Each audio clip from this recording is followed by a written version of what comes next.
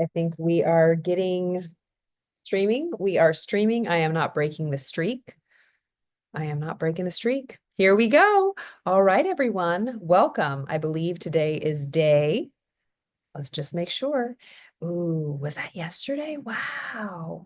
I believe yesterday was day 24. So today is day 25 of Elsie Lincoln Benedict's book, How to Get Anything You Want. So let me just make sure. Okay, yeah. So today's day 25. Again, we are continuing reading this book. This is going to be a short read. It is 11:43. I'm just in time making my daily commitment to reading a little bit of this book every day. All right, so we left off yesterday with Elsie Lincoln Benedict. We were on rule number 3. All right.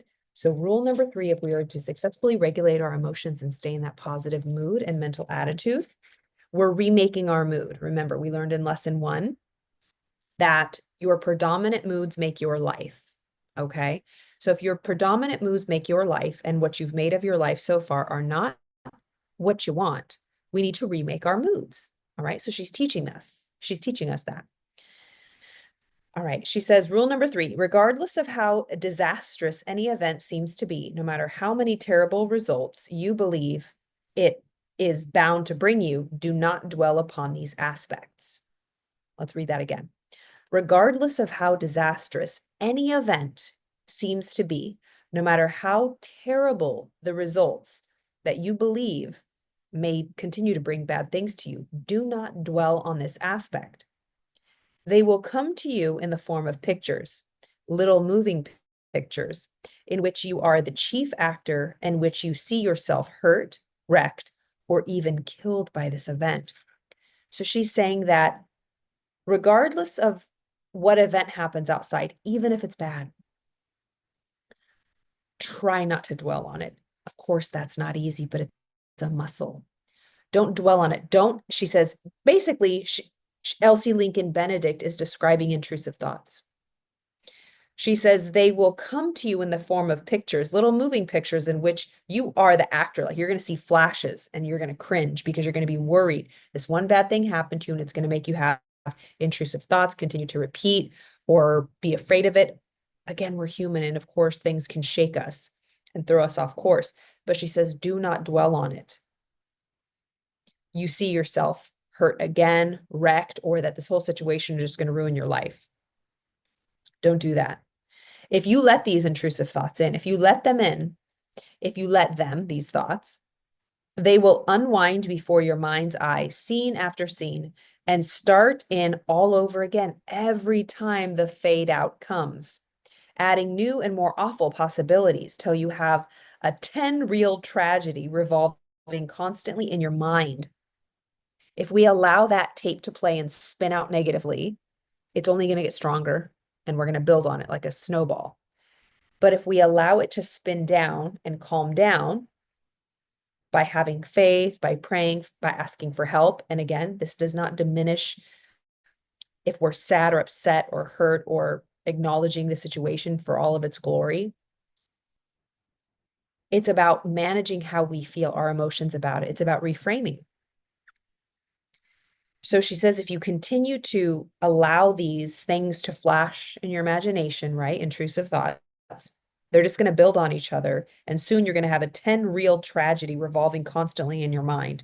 This will not only keep you unhappy, but it will certainly prevent you are finding the lesson in that experience. So if we close ourselves off to looking for the seed of equal or greater benefit, if we just say, no, there's nothing good about the situation, Carla, sorry. You're right. There won't be. You have closed off that option in your mind. And we suffer for that. It sucks. It's painful to have terrible things happen. And we can get upset of, it sucks when we're trying to make the best of things, right? We can get upset. We can get really mad. But one is going to take us down one road and one's going to take us down another road. But we choose. We choose how we're going to deal with anything. It will do you more it will do 3 more things if persisted in. It will eventually make you ill physically, she goes on to say. It will undermine your mentality. And because your actions follow your thoughts, it will cause you to act in accordance with your fears, thus bringing some of them to pass. So this is what she's saying. Let me get my feather pen. All right. We have our mind here. Again, this represents our mind. We have, here's my feather part. We have the conscious thinking part of our mind, and we have the subconscious feeling part of our mind. Okay. So she's saying, if you let these intrusive thoughts, right? Ding dong pop-up thoughts, if you allow yourself to continually get emotionally involved with them and just play, these pictures are just playing in your mind and you're handing them over, you're getting fearful, upset, scared, replaying, or just allowing this incident to totally run your emotions, continuing to dwell upon it. She says it will do three more things if persisted in. First of all, before that, those three things, you're never going to be able to see the lesson in the adversity. You're not open for it. And so you won't receive it. And that's your choice. But there's always a lesson, she's saying. So not only will it close you off from seeing the lesson and making, great fertilizer out of the crap that happened to you, it's going to keep you stuck in a negative mood. She said it will do three more things. If persisted in this emotion, this feeling of negativity because of what happened to you. And remember, we can feel bad for a moment of time, a period of time, but it's not a permanent mood we're going to be in and continue to replay it and have it color our whole life. So she said it'll do three more things. If persisted in the bad mood in our subconscious mind, it will eventually make you ill physically, right? It'll go down into your physical body. It'll make you ill physically. It will undermine your mentality.